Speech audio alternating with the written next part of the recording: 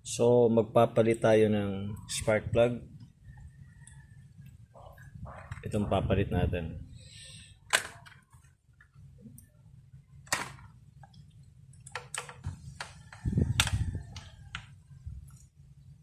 Naliligo ng las. Wow. Wow. Dahil sira na yung gasket. So ito basang-basa. Ito tuyo.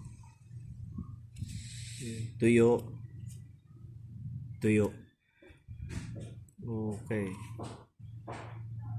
Kaya pala minsan nag-lose power. Kapag nag-load ako ng aircon, bumabagsak ng konti yung menor. Basang-basa eh. So, palitan na talaga. Hindi na pwede linis yan. Hindi na pwede linisin.